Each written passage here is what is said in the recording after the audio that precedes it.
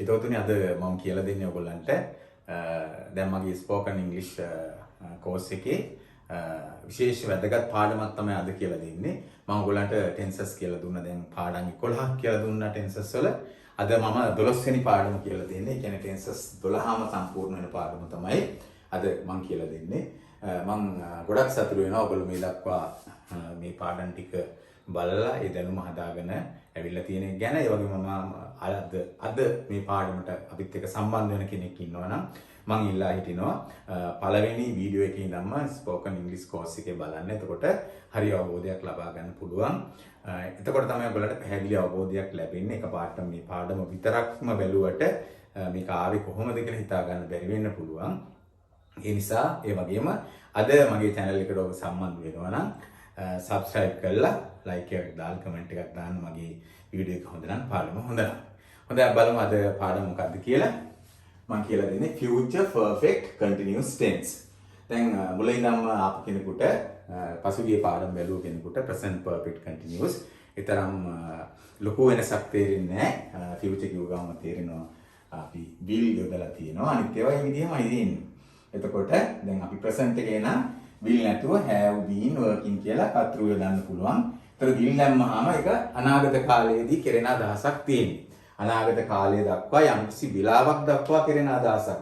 විශේෂයෙන්ම අපි future perfect tense පාවිච්චි කරනකොට continuous tense පාවිච්චි කරනකොට අනාගතයේ විශේෂිත වූ වෙලාවක් වෙනකොට යම් ක්‍රියාවක් කරමින් තිබේවි.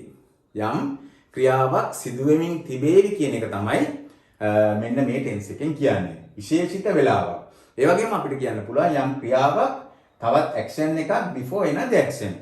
වෙනත් action එකකට ඉස්සෙල්ලා වෙන්න පුළුවන්. වෙනත් action එකකට පසුව මෙන්න මේ දේ වෙන්න පුළුවන්. ඒ විදිහට අපිට දක්වන්න පුළුවන් මේ future perfect continuous tense වලින් අදහස් දක්වන්න පුළුවන්.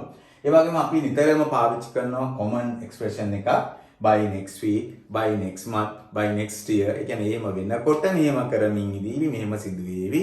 ඔය කියන අදහස දක්වන්න පුළුවන්. ඒ වගේම ඔබ හොඳට තව මතක තියාගන්න ඕන එකක් තමයි මෙන්න මේ වාක්‍ය ස්වරූපය සඳහා මේ stative verbs පාවිච්චි කරන්නේ. මොනවද මේ stative verbs කියන්නේ? අපි verbs ආකාර දෙකකින් දක්වන්න පුළුවන්. එකක් තමයි action verbs, අනික stative verbs. මේ stative verbs කියලා කියන්නේ මෙන්න මේ වගේ. දැන් අපි කිව්වොත් එහෙම hate කියලා වෛර කරනවා. දැන් මේක කාටවත් පේන්නේ නැහැ නේ. වැඩවලින් විතරයි පේන්නේ. වෛර කරන ප්‍රමාණය පේන්නේ නැහැ නේ. ඒ වගේ වань. දැන් believe කියන්නේ විශ්වාස කරනවා. දැන් විශ්වාස කරනවා කියන එක පිටින් ඉන්න මම ඔබ විශ්වාස කරනවා කොට පිටින් බලලා ඉන්න කෙනෙකුට කියන්න බෑ මේ විශ්වාස කරන්නේ මොන තරම් ප්‍රමාණයකින්ද ඒව මුකුත් කියන්න බෑ. මේ කරන වැඩවලින් තමයි තේරුම් ගන්න. මෙන්න මේ වගේ වචන වලට කියන්නේ stative verbs කියලා. ඒවා යොදන්නේ නැහැ මෙතන ක්‍රියාපද විදියට. දැන් අපි මෙතනින් ගත්තොත් දැන් මේ කතරු කෙනෙක් ගන්න පුළුවන් ඕනෑම කතරු කෙනෙක් ගන්න පුළුවන් future tense එකට. ඒතකොට will have තමයි මොන කතරු ගත්තත් එන්නේ. එතකොට ඒකට යොදනකොට දැන් he will have been working අපිට යොදන්න පුළුවන්. She will have been working. ඒ කියන්නේ අපිට verb එක හදාගන්න දාන්න ඕන will have දානවා, been යොදනවා, ක්‍රියාපදයක් යොදනවා, ඒකට ing යොදනවා. එතකොට දැන් මම මුලින් සඳහන් කරපු විදිහට දැන් මේක ගත්තාම he will have been hating වෛර කරමින් ඉඳීවි කියලා කියන්නේ hate කියන්නේ වෛර කරනවානේ. ඉතින් මේ ක්‍රියාපද ටික යොදන්නේ නැහැ. මම පසු තවදුරටත් ඒක විස්තර කරනවා. belong කියන්නේ අයිති වෙනවා, no කියන්නේ දන්නවා. දැන් මම දන්නවා කියලා කිව්වහම මගේ දැනීමේ ප්‍රමාණය මනගන්න මොකක් හරි පරීක්ෂණයක් නොකර දැන් කාටවත් කියන්න බෑ. ඒක යම්කිසි තත්වයක් නේද? believe කියන්නේ විශ්වාස කරනවා, realize කියන්නේ අවබෝධ කරගන්නවා. කොච්චර ප්‍රමාණයක අවබෝධ කරගන්නද කාටවත් කියන්න බෑනේ ඒකටම නේද? love කියන්නේ ආදරය කරනවා, hate කියන්නේ වෛර කරනවා, prefer කියන්නේ වඩා කැමති වෙනවා යම්කිසි දේවල් තියෙනකොට. ඒ වගේම ඕවන් කියන්නේ හිමි වෙනවා, අයිතිය හිමි වෙනවා, සතු වෙනවා කියන අදහස, තමන්ගේ වෙනවා කියන අදහස. ඉතින් මෙන්න මේ වගේ ක්‍රියාපද මෙන්න මේ වාක්‍ය වලට future perfect continuous tense වාක්‍ය වලට යොදන්නේ නැහැ කියන එක සාමාන්‍ය මතක තියාගන්න. ඒක අපිට සාමාන්‍ය වාක්‍ය විදිහට කියන්න පුළුවන්. එතකොට දැන් මම මුලින්ම සඳහන් කළා මේ ඕනෑම කතරු කෙනෙක් ගන්න පුළුවන්. verb එක හදා ගන්න පුළුවන් අපිට කොහොමද? will have been කියලා මේ විදිහට දාලා ක්‍රියාපදයක් දාලා එකට ing යොදන්න පුළුවන්. ඉතින් මේ විදිහට දාලා ඉතින් අපි දැන් විශේෂ අවස්ථා තියෙනවා. දැන් අපි හිතමු මම මේ වගේ දැක්වුවා now කියන්නේ දැන්. ඒතර මේ දැන් තියෙන එකක් ගැන නෙමෙයි කියන්නේ දැන් සිදුවීමෙන් පවතීවි කියන එකක් ගැන නෙමෙයි මේ පවතිනවා කියන එකක් ගැන නෙමෙයි අනාගතයේ ස්පෙસિෆික් ටයිම් විශේෂිත වේලාවක යම් ක්‍රියාවක් සිදු වෙමින් පැවතීවි. කරමින් ඉඳීවි. අන්නේ කියන අදහස් කියන්නයි. විශේෂිත වේලාවක් දක්වනවා. එතකොට අපිට ඒ කියන්නේ දැනට මේක සිදු වෙනවා. ඒ වෙලාවේ ඉඳලා මේ දක්වා විශේෂිත වේලාවකදී එහෙම සිදු වෙමින් පවතීවි. අපිට එහෙම කියන්න පුළුවන්. දැන් අපිට පුළුවන් යම් කිසි ක්‍රියාවක් අපි හිතමු 5 years ago පටන් ගත්තා. ස්ටාර්ට් කළේ අවුරුදු 5කට ඉස්සෙල්ලා. දැන් වෙලාව මේ. ඒ කියන්නේ ඉදිරි විශේෂිත වෙලාව අපි හිතමු in the future අනාගතයේදී 1 year. තව අවුරුද්දකින් වෙන්නේ. එතකොට යම් අපිට කියන්න පුළුවන් වාක්‍යයක් අදගෙන දැන් 5 years 1 year plus 6 years. දැන් අපිට කිව්ව හැකි by දාලා මේ වගේ by 6 years. දැන් අපි අවුරුදු 6ක් ගිහිල්ලානේ. දැන් 1 year අවුරුදු 6ක් ගිහිල්ලා by next year වෙනකොට. by next year ඊළඟ අවුරුද්ද වෙනකොට අපිට ඕන විශේෂ දිනයක් දාන්නත් පුළුවන්. by next year ඊළඟ අවුරුද්ද වෙනකොට මෙතනින් ක්‍රියාපදයක් අරගෙන ඕන එකක් කියන්න පුළුවන්. I will have been ඔයකම යෙදමු working. I will have been working. මම ඒකම යෙදුවා. by next year I will have been working. ඒ කියන්නේ මම වැඩ කර ඉඳීවි. වැඩ කරමින් මේ ක්‍රියාව කරගෙන ඉඳීවි. කොච්චර කාලයක් කරලා තියෙනවද? අවුරුදු 6ක්ම කරලා තියෙනවා. by next year I will have been working here කියලා මෙහි for 6 years. අවුරුදු 6ක්ම මම මෙතන වැඩ කර ඉඳලා තියෙනවා. එතකොට දැන් අවස්ථාව තමයි මේ තියෙන්නේ. මම දැනට තව ඉදිරියට අවුරුද්දයි වැඩ කරන්න තියෙන්නේ. ඉතින් ඊළඟ අවුරුද්ද වෙනකොට මම අවුරුදු 6ක්ම වැඩ කරලා තියෙනවා. ඒ කියන්නේ අතීතයේ පටන් ගත්ත දෙයකටත් අපිට මේ විදිහට පාවිච්චි කරන්න පුළුවන් විශේෂිතව. දැන් මේ ඕන ක්‍රියාපදයක් අපිට ගන්න පුළුවන්. අපි බලමු තවත් උදාහරණ සහිතව මේක යොදන්න අපිට. දැන් මෙහෙම ගත්තොත් they will have been working ඒක නෙමෙයි වෙන ක්‍රියාපදයක් යොදන්න පුළුවන්. they will have been working. they will have been working there. ඒගොල්ලෝ එහෙ වැඩ කරලා තියෙනවා for අපි තුමු 2 years in May. May වෙනකොට ඒගොල්ලෝ මේ වැඩ කරලා තිබෙනවා. they will have been working there for 2 years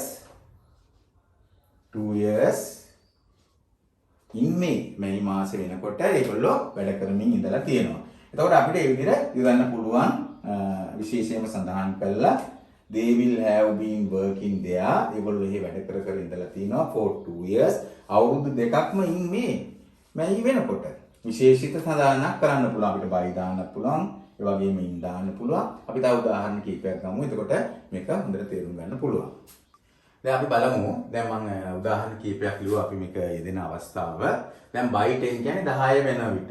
by කියන වන විට මගින් කියන අදහසට කියනවා. by 10 10 වෙනකොට I will have been reading. මම කියවමින් ඉඳීවි this for 2 hours. මේක පැය දෙකක්ම කියවලා තිනවා. ඒ කියන්නේ දැන් අපි මේ විශේෂයෙන් මතක තියාගන්න ඕන මේ ක්‍රියාපද විශේෂය අපි පාවිච්චි කරන්නේ future perfect continuous tense පාවිච්චි කරන්නේ යම්කිසි කාලයක් කරපු දෙයක් කියන්න තමයි. දැන් තප්පරයක් කළා නම් ඒකට කියන්න බෑ. ක්ෂණික ඇක්ෂන් එකක් කරා නම් ඒක කියන්න බෑ. ඒක තේරුමක් නෑ. යම් කාලයක් කරමින් ඉඳීවි කියන අදහස.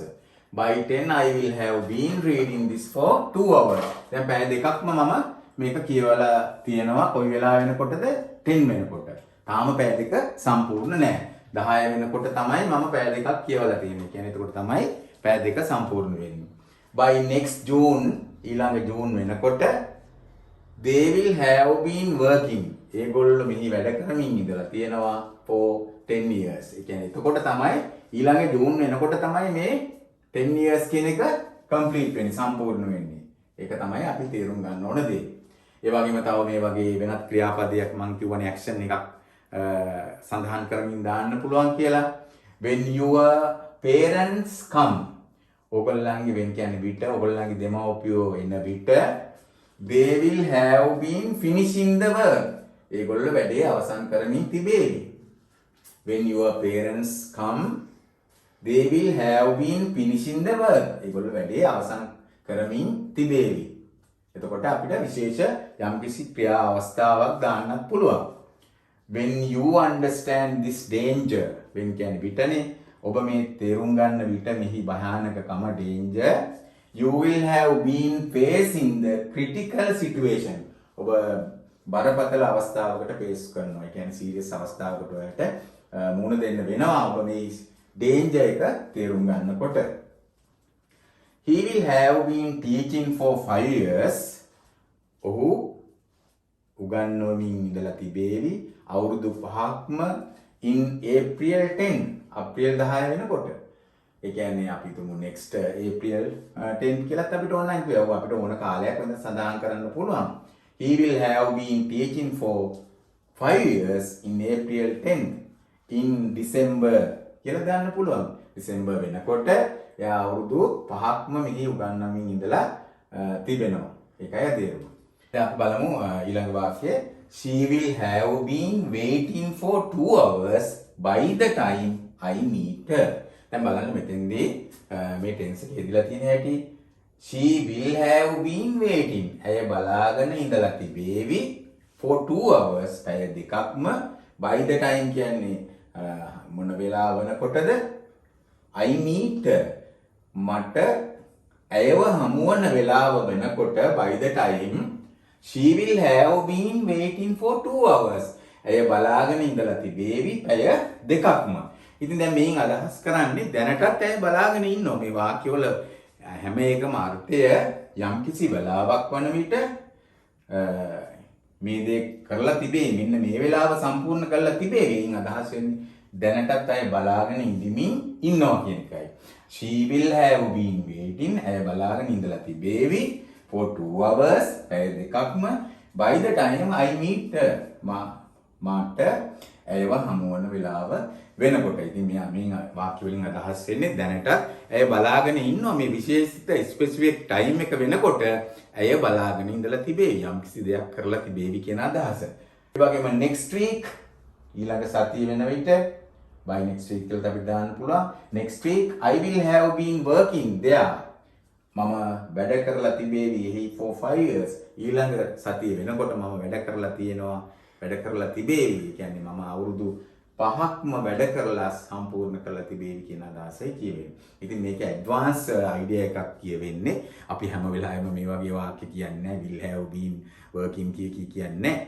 ඉතින් අපි විශේෂ අවස්ථාවලදී අපි කතා කරන සමහර වෙලාවට කතා කරගෙන ඉඳලා එක දවසකටවත් මේ වගේ වාක්‍යයක් නොකියන්න ඉඩ තියෙනවා. මේ ලොකු සීරියස් හිතන්න ඕනේ. හරි සරලයි තේරුම් ගන්න. ටෙන්සස් 12 වුණ අද මම අවසන් කළා. අද විශේෂ අවස්ථාවක්. ඔයගොල්ලෝ හොඳට මේක ෆලෝ කරන්න. ටෙන්සස් 12ම අඩංගු වීඩියෝ එකක් මම ඔයගොල්ලන්ට ඉදිරියට ගෙන එනවා. ඒක හොඳට ස්ටඩි කරන්න. එතකොට ඒ වගේම මට වීඩියෝ එකකින් ටෙස්ට් එකක් කරන්නත් පුළුවන්. ඔබ මේක හොඳට අධ්‍යයනය කළාද කියලා. එමනම් අපි ඊළඟ වීඩියෝ එකකින් හමු වෙමු. good luck.